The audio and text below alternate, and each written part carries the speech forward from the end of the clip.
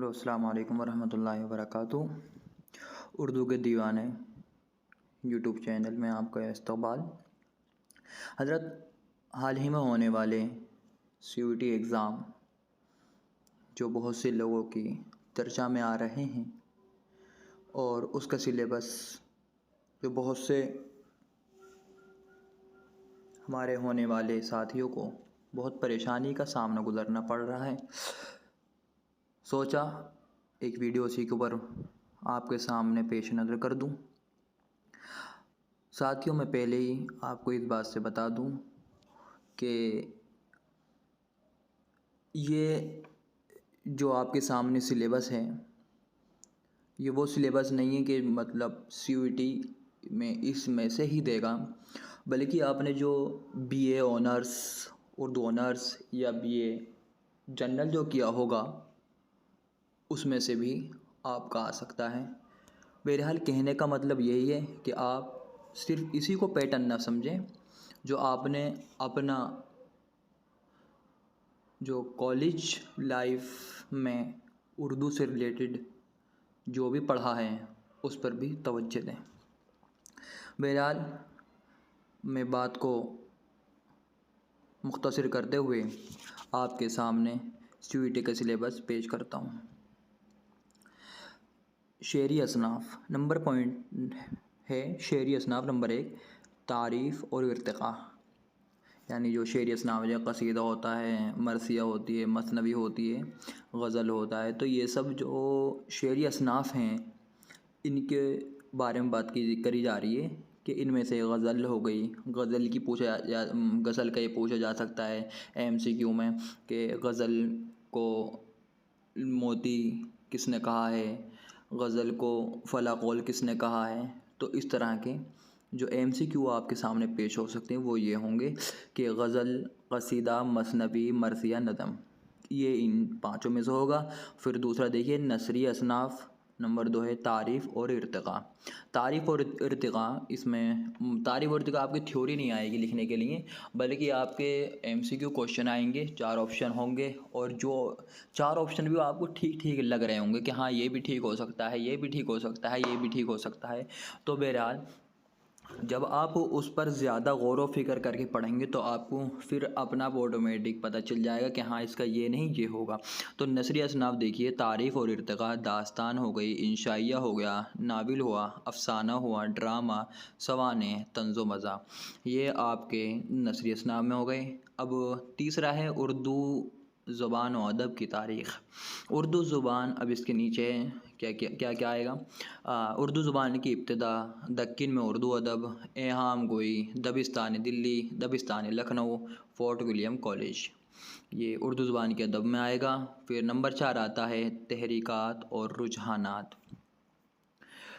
سرسید تحریک آتی ہے، ترقی پسند تحریک آتی ہے، جدیدیت آتا ہے، مطلب اس کے اندر سرسید تحریک آئے گی، اس کے بعد جو ترقی پسند تحریک جو ہوئی تھی، اور پھر اس کے بعد جو جدیدیت یعنی نیا پن کا جو آغاز ہوا تھا۔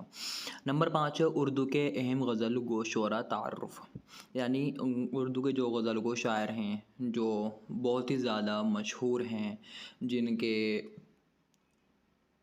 بہت سے شعر کہے جاتے ہیں، ہم لوگ آپس میں شعر ادا کرتے ہیں، تو اسی کے بارے میں بات کری جا رہی ہے کہ اردو کے اہم غزل گو شعراء تعارف: ولی، میر، آتش، غالب، اقبال، فیض، ناصر کاظمی، یعنی ان کے بارے میں یہ آئے گا کہ ان کی جائے پیدائش کہاں ہے، ان کے والد کا کیا نام ہے، یعنی موٹی موٹی بات ان کی وفات کہاں ہوئی، میر کے کتنے دیوان ہیں، آتش نے غزل لکھی ہے یا مرثیہ لکھا ہے، مطلب آپ کو کنفیوژن کرنے والے۔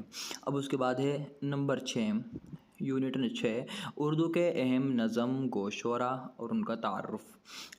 کون کون ہیں نظم شاعر؟ نذیر اکبر آبادی ہیں، الطاف حسین حالی ہیں، علامہ اقبال ہیں، راشد ہیں، فیض احمد فیض ہیں، اختر الایمان ہیں۔ ان کے بارے میں وہی جو ابھی میں نے شاعروں کے بارے میں بتایا تھا، ان ادیبوں کے بارے میں بھی، ان نظم گو شاعروں کے بارے میں بھی یہی آئے گا کہ انہوں نے کون کون سی مشہور نظم ان کی کون سی ہیں، اقبال کی مشہور نظم ہمالیہ ہے یا نہیں ہے، پہاڑ ہے اس کی نظم یا نہیں ہے، نذیر اکبر آبادی کی روٹی نامہ ان کی مشہور نظم ہے یا نہیں ہے، مناجات بیوہ حالی کی ہے یا نہیں ہے۔ اس طرح کے بہت سارے آپ کے سامنے MCQ لا کے رکھ سکتے ہیں۔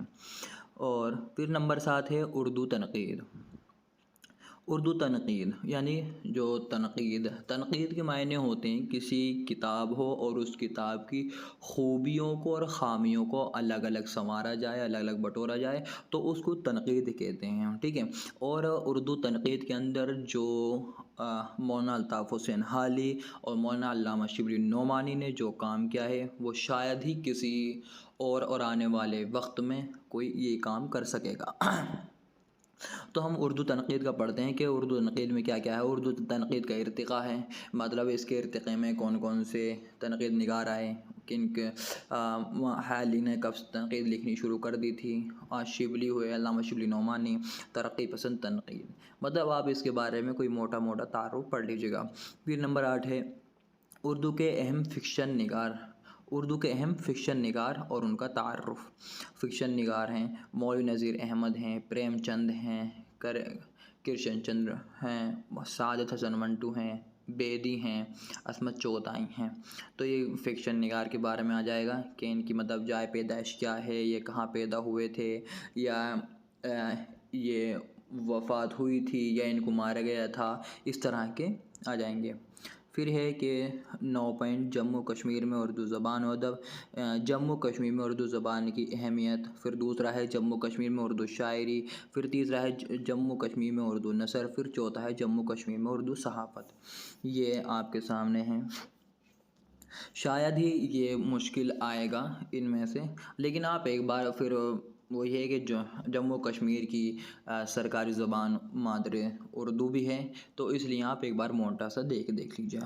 پھر ہے آخری پوائنٹ ادبی اصطلاحیں، مطلب یہ جو انگلش میں ہوتی ہیں میٹافر یہ سب، اور ہندی میں ہوتی ہیں سرونام سنگیا، مطلب یہ اس طرح کی۔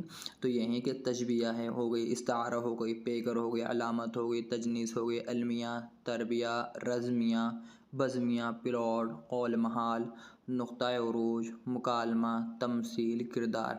یہ اگر اب آپ کے ذہن میں کوشچن ہوگا کہ اگر یہ کیا پوچھا جا رہا ہے، اس میں کیا آئے گا، تو اس میں یہی آئے گا کہ ایک لائن دے دیں گے کہ ایک لائن یہ ہوگی کہ تشبیہ میں تشبیہ اس میں 3-4 آپشن ہوں گے اور تشبیہ کی ایک مثال اوپر ہوگی لائن پر۔ تو اس میں آپ کو یہ پوچھا جائے گا کہ اس میں کون سی صنعت کا استعمال کیا گیا ہے، اس لائن کے اندر کون سی صنعت کا استعمال کیا گیا ہے۔ تو آپ کو اب خود ہی ذہن میں لگانا پڑے گا کہ تشبیہ میں کیا ہوتا ہے، مکالمے میں اب جیسے دو لڑکے آپ بات کر رہے ہوں کہ میں نے تیرے گھر پر جا کر چائے پی، تو اس میں کیا ہو رہا ہے، اس میں ایک طرح سے مکالمہ بھی ہو رہا ہے، تو اس میں آ جائے گا مکالمہ ہے۔ پھر نقطۂ عروج ہے، تمثیل ہے، کردار ہے۔ اس طرح آپ کے سامنے سبھی باتوں کو 10 کے 10 یونٹ کو آپ کے سامنے کھول کے رکھ دیا ہے، اور اس کے اندر یہ اردو کا جو پیپر ہوگا یہ پارٹ اے اور پارٹ بی میں ہوگا، اور جو 75% جو ہوگا وہ آپ کے اردو میں سے ہوگا، اور جو 25% ہوگا یہ جنرل بیس بھی نہیں ہوگا، وہ ایک طرح کے تھوڑے بہت آپ سے ملتے جلتے کوشچن ہوں گے، وہ آپ اس میں یہ چوز کرنا پڑے گا کہ آپ اس میں فارم میں کہ آپ اسے انگلش میں دینا چاہ رہے ہو یا اردو کے اندر دینا چاہ رہے ہو یا ہندی کے اندر آپ کو۔ تو اگر آپ نے ہندی چوز کرا ہوگا تو آپ کے سامنے کمپیوٹر پہ ہندی ہوگا، اگر آپ نے انگلش چوز کرا ہوگا تو آپ کے سامنے وہ کوشچن انگلش میں ہوں گے، اور اگر آپ نے اسے اردو چوز کرا ہوگا تو اردو کا تو مشکل ہی کم و بیش آئے گا، پارٹ ہے اردو کا کم و بیش ہوگا، لیکن زیادہ تر جو ہوگا وہ ہندی اور انگلش کے تھرو ہی ہوگا۔ بہرحال اب ان تمام باتوں کو مد نظر رکھتے ہوئے آپ اپنے اس CUET کے ایگزام میں اچھے سے اچھے نمبر لا کر اور اچھی سے اچھی یونیورسٹی میں پہنچنے کی کوشش کریں۔ بتایا جاتا ہے کہ اگر جو جتنی اچھی اور جتنے باہر پڑھ کر جتنا باہر پڑھتا ہے اسے اتنا ہی اپنے ماحول اور اپنے علاقے اور اپنے شہر سے زیادہ اسے جب باہر کا تجربہ ہوتا ہے تو اسے ایک الگ ہی دنیا باہر دکھائی دیتی ہے۔ بہرحال آپ ان یونٹ کو، اس سلیبس کو، اس پیٹرن کو اپنے دماغ، اپنے ذہن میں دل نشی کر لیجئے، نقش کر لیجئے کہ ہاں ہمیں یہ سلیبس اچھی طرح کمپلیٹ کرنا ہے۔ اور ہاں ساتھ کے ساتھ میں ایک بات اور بتا دوں کہ بی اے آنرس ہو یا بی اے جنرل ہو، آپ نے اس میں اردو پڑھ رکھی ہو، آپ نے اگر اس کے اندر جو بھی پڑھا ہو تو گزارش یہی ہے کہ آپ اس کو بھی پڑھ لیں، ایگزام دینے سے پہلے آپ اس کو بھی اچھی طرح ریوائز کر لیں۔ ہوتی ہے پھر ملاقات اگلی ویڈیو میں۔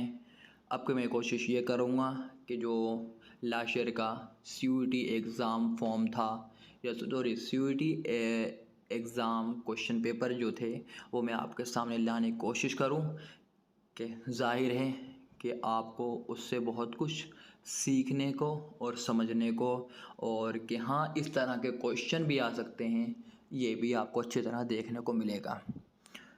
السلام علیکم، ہوتی ہے پھر اگلی ویڈیو میں ملاقات آپ سے۔